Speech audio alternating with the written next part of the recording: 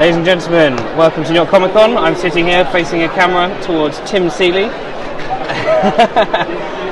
Tim, what kind of projects are you currently working on?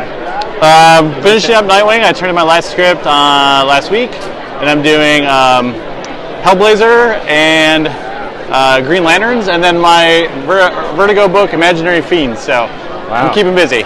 Pretty busy, yeah. So let's start with Hellblazer. So what's kind of your approach to writing John Constantine?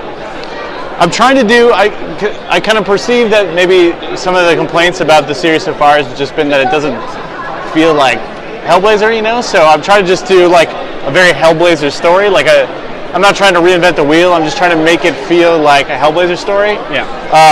So that's kind of the approach for the first 3 issues, and then later on down the road, expanding out and doing something. But just John is a miserable bastard who endangers other people in his attempts to make things better, and that's kind of the way. And basically, humans are sort of just these scum on the top of the pond for all the things that live beneath it that don't really care about it. So that's kind of the take I'm trying to do. Good stuff. So, did you do much research with regards to Liverpudlian accents, or? Yeah, I do. I always do. And I have a British consultant. Oh, right.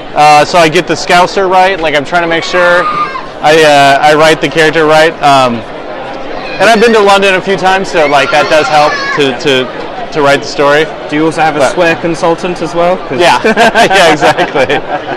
But yeah, I'm trying to make sure it's because I remember as a kid reading and it's a great book, but I remember when you first read Garth Ennis writing Preacher, you're like, this doesn't sound like Texas. It sounds like Scottish or Irish by way of Texas, So yeah.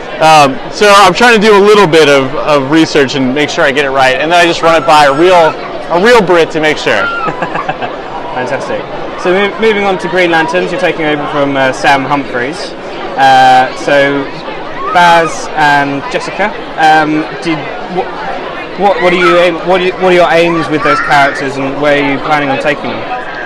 Basically, I want to make it. I think what Sam set up, I think, was the right way to go. It's an action story, it's a space story, but it's also kind of a slice of life story. So I'm going to keep doing that. But I think my interests on it are sort of more towards the fact that they're space police, And so I wanted to make it more about the kind of things that cops would deal with, and expand that onto a universal level, and play out that aspect. They have a precinct, they have a boss, they have to deal with bureaucracy, they have to do all that kind of stuff. So that's kind of the way I want to do it, and I'm having a good time with it. I'm using some of my favorite stuff, like Bullfunga, who is a Alan Moore and Dave Gibbons creation. I brought him back. So just doing stuff I want to play with. Fantastic, great stuff. So give us a flavor about your Vertigo series. It's a straight horror series. It's called Imaginary Fiends. It's about this woman who's conscripted to work for the FBI in their Imaginary Friends department, and she has to help track down people who are malevolently influenced by these imaginary friends that kind of talk them into killing people and stuff. So it's this girl Melba, and her imaginary friend is called Polly Peachpit. And sort of I hadn't seen or read It until last week. I was like, oh, it's kind of like the It Police. It's sort of like if It were X-Files, kind of. So it's this girl and her imaginary friend who convinced her to attack her friend when she was a kid. So it's pretty cool. I'm really proud of it. It comes out in November. Cool, fantastic. Well, thank you very much. Thank you for having a quick chat with us. My name's Alex, and this is DC World, and this is Tim Seeley. Thank you again.